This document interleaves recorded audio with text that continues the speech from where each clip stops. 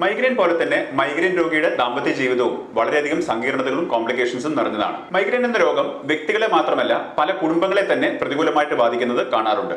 Migraine രോഗവും ദാമ്പത്യ ജീവിതവും വളരെയധികം ബന്ധപ്പെട്ട് കിടക്കുന്ന രണ്ട് ഘടകങ്ങളാണ്. ചില ആളുകളിൽ മൈഗ്രെയിൻ രോഗം കാരണമുള്ള പ്രശ്നങ്ങൾ കൊണ്ട് മൈഗ്രെയിൻ വേദനയും അതിന്റെ ബുദ്ധിമുട്ടുകളും കാരണം അവരുടെ ദാമ്പത്യ ജീവിതത്തിലും കുടുംബത്തിലും പ്രശ്നങ്ങൾ ഉണ്ടാകുന്നതായിട്ട് കാണുന്നതോടൊപ്പം തന്നെ മറ്റു ചില ആളുകളിൽ അവരുടെ ദാമ്പത്യ ജീവിതത്തിലെ പ്രശ്നങ്ങൾ കാരണം അവരുടെ ഭാര്യാഭർത്തൃ ബന്ധത്തിലുള്ള പ്രശ്നങ്ങൾ, കുടുംബത്തിലുള്ള വഴക്കുകൾ, അതുമൂലം ഉണ്ടാകുന്ന സ്ട്രെസ്സുകൾ കാരണം മൈഗ്രെയിന് ഒരു ട്രിഗറുകൾ ഉണ്ടാകുന്നതായിട്ടും കണ്ടുവരാറുണ്ട്. നമ്മുടെ ആശുപത്രിയിൽ ചികിത്സയ്ക്ക് വരുന്ന മൈഗ്രെയിൻ രോഗികൾക്ക് ചികിത്സയോടൊപ്പം തന്നെ ആവശ്യമായിട്ടുള്ള കൗൺസിലിംഗും സൈക്കോതെറാപ്പിയും കൊടുക്കുക എന്നുള്ളത് വളരെയധികം അത്യാവശ്യമാണെന്ന് മനസ്സിലായിട്ടുണ്ട്.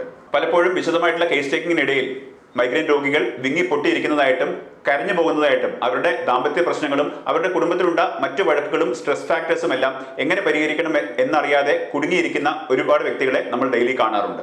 ഇത്തരത്തിൽ കൃത്യമായിട്ടുള്ള മൈഗ്രെയിൻ ഡയഗ്നോസിസും ചികിത്സയും എടുക്കുന്നതോടൊപ്പം തന്നെ നിങ്ങളുടെ ഹൃദയത്തിൽ വിങ്ങി നിൽക്കുന്ന വേദനകളും വിഷമങ്ങളും എല്ലാം മറ്റൊരു വ്യക്തിയോട്, ഒരു സുഹൃത്താവട്ടെ, ഒരു ഡോക്ടർ ആവട്ടെ, ഒരു കൗൺസിലർ ആവട്ടെ, ഒരു വ്യക്തിയോട് തുറന്നു പറയുന്നത് മൈഗ്രെയിൻ ചികിത്സയിൽ ഏറ്റവും കൂടുതൽ ഫലം നൽകുന്നതായിട്ട് കാണുന്നുണ്ട്. ഒരുപക്ഷെ ഈ കാരണം കൊണ്ടാവാം ഞങ്ങളുടെ ആശുപത്രിയിലെ കൺസൾട്ടേഷൻസ് ഒരുപക്ഷെ നീണ്ടുപോകുന്നതും അവർക്ക് ബെറ്റർ ആയിട്ടുള്ള റിസൾട്ട്സ് നൽകുവാൻ സാധിക്കുന്നത്. നിങ്ങളുടെ മാറാതെ ഇരിക്കുന്ന തലവേദനയ്ക്ക് നിങ്ങളുടെ മനസ്സിനുള്ളിലെ വേദനകളും നിങ്ങളുടെ കുടുംബത്തിലെ പ്രശ്നങ്ങളും വഴക്കുകളും ഇതെല്ലാം ഒരു സ്ട്രെസ് ഫാക്ടർ ആവുന്നുണ്ട് എന്ന് നിങ്ങൾക്ക് തോന്നുന്നുണ്ടെങ്കിൽ താഴെ കമന്റ് ചെയ്യുമല്ലോ.